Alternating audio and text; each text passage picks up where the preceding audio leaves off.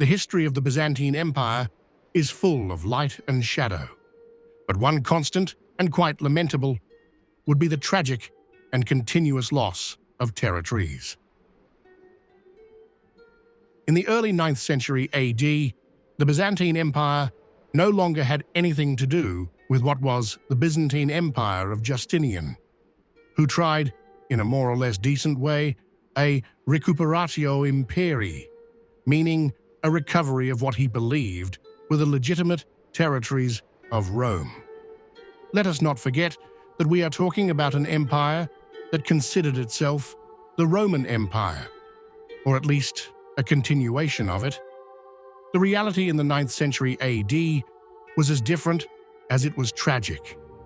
In the north, through the Balkans, Slavic tribes kept seizing land from the Byzantine Empire, while in the east, the growing Arab Empire became stronger and stronger every day.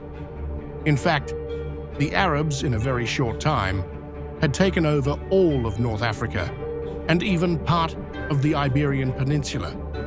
Consequently, the next target of this emerging Arab empire would be to seize the largest islands in the Mediterranean, to have solid bases from which to raid all the coasts of the ancient Mare Nostrum. In the east, the island of Cyprus, a culturally Greek island, had fallen quickly, while in the west, Sicily would soon fall victim to Arab expansionism. But most seriously, and what most affected this decadent Byzantine Empire, was the capture of Crete in 827 AD. The conquest of this island was a severe blow to the Byzantine Empire, as it gave direct access to the Aegean Sea, and therefore to the heart of the Byzantine Empire. If the self-proclaimed Roman Empire wanted to continue to exist, something had to change, and it had to change immediately. It was in this context that Basil appeared. Little is known about his life and early years. In fact, there is not even a consensus among historians about his ethnic origin, although he was likely Greek. Basil was born into a humble family in Chiop, a city located in the theme of Macedonia, but it should not be confused with classical Macedonia, since in Byzantine times, this region was in the Thrace area near Adrianople. According to some sources, in his youth, Basil was a great groom, capable of taming the wildest horses, but after his father's death, he decided to go to Constantinople in search of fortune. Due to his great height and enormous strength, he caught the attention of important courtiers, and once inside the court, he climbed the ranks little by little until he became a companion and member of the personal guard of Michael III. It seems that his relationship with the emperor was so good that soon Michael III appointed him as a trusted man and co-emperor, thus becoming his right-hand man. After this, it seems that ambition took hold of Basil, and just a year later, he ended Michael's reign, holding all the power and becoming emperor. As an emperor, despite not being of noble birth and not having been educated for it, the truth is that Basil was a great statesman. But not only that, he was also the most brilliant emperor the Byzantine Empire had had since the time of Justinian. On the one hand, Basil strengthened the presence of the Greek Orthodox Church throughout the Balkans, even evangelizing Bulgarians and other Slavic peoples such as the Serbs. On the other hand, he forged a strong alliance with the Carolingian Empire and ended the piracy that plagued the Adriatic Sea. Moreover, he reinforced the Byzantine presence in Italy, giving Constantinople an influence in this land that had not been seen since the time of Belisarius. In short, Basil's reign was a true rebirth for the Byzantine Empire, something it sorely needed. But Crete remained Arab. And after Basil's death in 886 AD, the Arab threat persisted. But if that wasn't enough, soon another enemy emerged for the Byzantine Empire, Simeon of Bulgaria, who, with incredible ambition and determination, set out to expand his kingdom southward, at the expense, of course, of the Byzantine Empire. In fact, Simeon's power was such that, in addition to imposing an annual tribute on the emperors of Constantinople, with the humiliation that entailed, he also forced them to recognize him as Caesar, Tsar, in the Slavic language.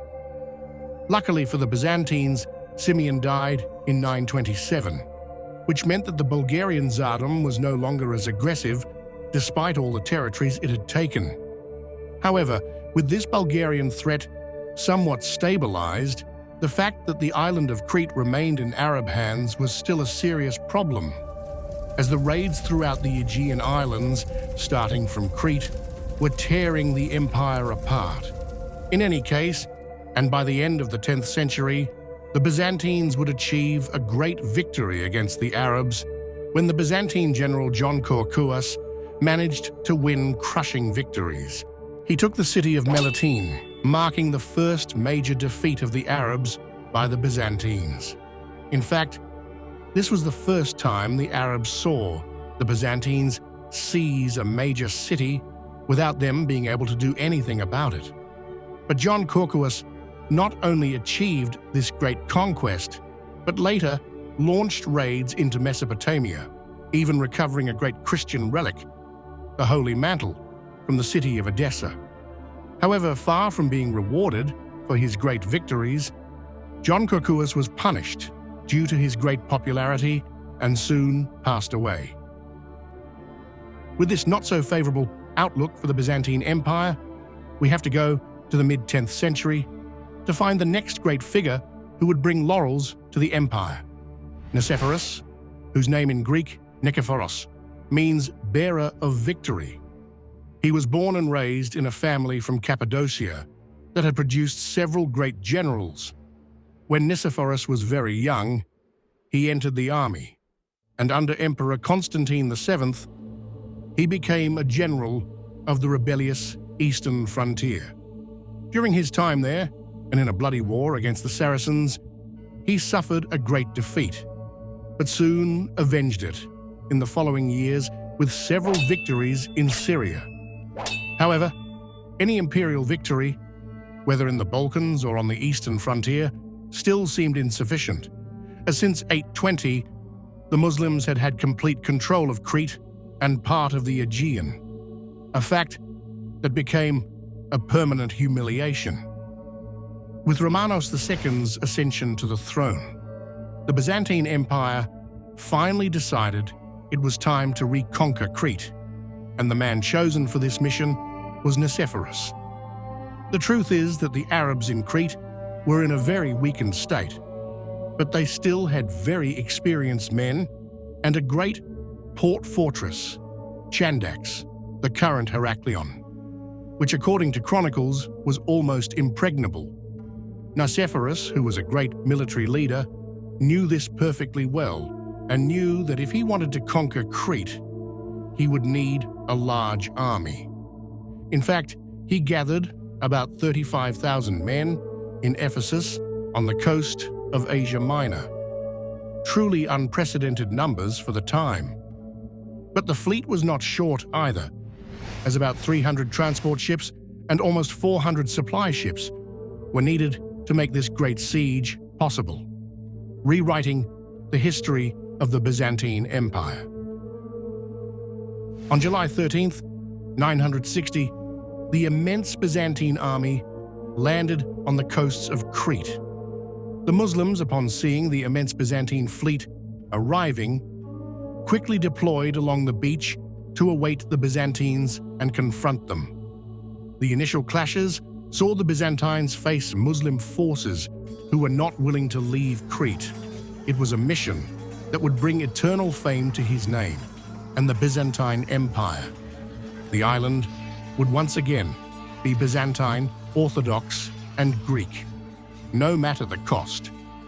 After suffering enormous losses, the Arabs quickly retreated behind the walls of Chandax, and despite their fierce resistance, the Byzantines managed to establish a fortified camp, beginning the siege. Nicephorus soon inspected the walls, and after doing so, he ordered the construction of a circumvallation to tighten the siege even more. He also ordered the fleet to blockade the port to prevent the Muslims from receiving any supplies by sea, thereby fully blocking the fortress. But despite the situation seemingly being under control for the Byzantines, setbacks soon began. A few days later, Nicephorus had to deal with the threat of a second Muslim relief army, which led to a bloody battle outside the walls. After this setback, the siege continued, but it took a dramatic turn when a frontal assault failed. Nicephorus then decided to blockade the city over the winter while his engineers designed more effective siege machines. After winter, in March 961, the Byzantines launched a second assault using more sophisticated tactics, including an underground mine that finally breached the walls. At this point, there was a great clash of forces between the Byzantines and the Arabs, who were willing to fight to their last breath to defend the emirate. The fight was bloody, but finally, on March 6, 961, Chandax fell into Byzantine hands. The reconquest of Crete by the Byzantine Empire was over, which meant the return of the Aegean to imperial hands, thus ending decades of Muslim rule in Crete and much of the region.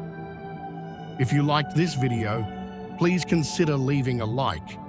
And if you want to see more videos like this in the future, subscribe to this channel and activate the notification bell. Thank you very much.